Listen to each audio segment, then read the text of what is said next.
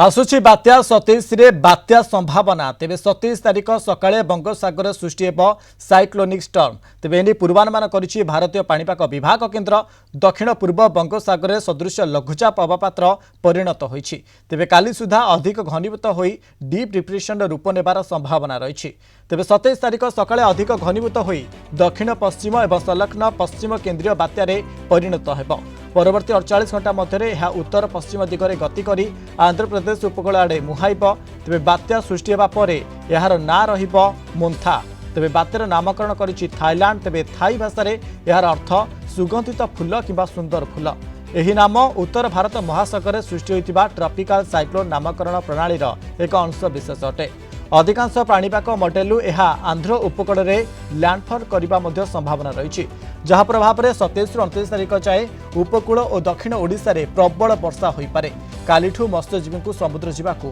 बारण करा जायछि। विश्वजित साहू पाणीपाग विशेषज्ञ संपर्क में अधिक आलोचना करने आम सहित फोन लाइन जोड़ी सर आपको स्वागत करी आलोचना को जो भाई ये डीप डिप्रेशन किसी समय पर पूर्ण होगा जाऊँगी किंतु यार रूपरेख कौन रही सर बात्यार गतकाली जो सुदृश लघुचाप दक्षिण पूर्व बंगोपसागर सक्रिय रही आज आपंकर सका 5:30 घनीभूत गोटे अवपात परिणत होती पूर्वानुमान देखिए आपंकर आगामी 24 घंटा भितर यह घनीभूत गोटे तीव्र अवपात और 26 तारिख राति कि 27 तारिख अर्ली मॉर्निंग बेलू यह अधिक घनीभूत गोटे बात्यार परिणत हो पाए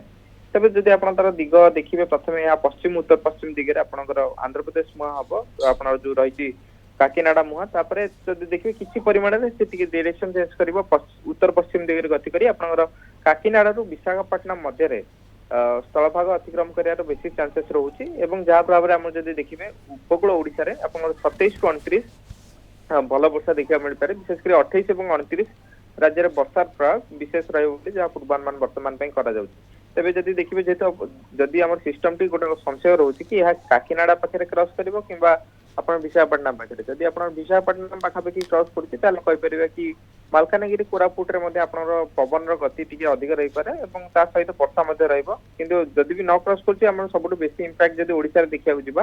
मालकानगिरी और कोरापुट सब बेसी इंपैक्ट हो पारे परवर्ती समय गजपति रायगड़ा गंजाम एवं पुरी जगतसिंहपुर यही सब बेल्ट हालुकू मध्यम प्रबल वर्षा होवार संभावना रोचे तेज यही सिस्टम पर देखिए बर्तमान आप प्राय समस्त मॉडल इंडिकेशन कर गोटे साउथ चाइना सी रु गोटे सिस्टम टे आसबार अच्छे 29 तारिख बेलू किंतु ता नहीं बर्तमान कौन पूर्वानुमान ना किंतु आम कहीपर कि आ गोटे सिस्टम फॉर्मेशन होवार संभावना रोचे। ओके सर ये केते तारीख अर्थात 27 रु 29 तारीख भितर जेहेतु ये साइक्लोन स्टॉर्मर रूप नहीं पारे ये केते तारीख भितर स्पष्ट हो जाए पूरा घटना मान एवं केउ स्थान रे ये लैंडफॉल करिवो एवं केउ जिला बेसी इफेक्ट हेबो देखो प्रथम तो जब देखिए गतकाली जो सुदृश लघुचाप से आमको जना पड़ा कि आंध्र प्रदेश किंबा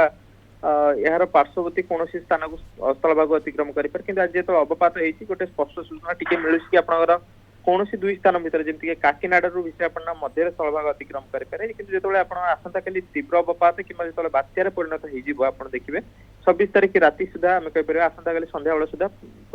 कौ अंचल क्रॉस कर नहीं गोटे आपंकर समानता मॉडल मान भितर आसो गोटे सठिक सूचना दे जाए कि बर्तमान जना पड़ी कि सबुठ बेसी प्रभावित हम आंध्र प्रदेश किंतु परवर्ती समय जो ओडिशा देखिए ओडिशा वर्षार प्रभाव निश्चित भाव रही सबुठ विशेष प्रभावित हम आपंकर कोरापुट और मालकानगिरी जिला बर्तमान जो पूर्वानुमान रही मे भी किसी चेंजेस आसीपारे आम आसंता काली आफ्टरनून सुधा ये नहीं गोटे आसंता काली अपराह्न सुधा ये स्पष्ट हो बात्यार रूपरेख कौन रही अनेक धन्यवाद सर आम सहित जोड़ी विश्वजित साहू पाणीपाग विशेषज्ञ संपर्क में अधिक आलोचना करुले।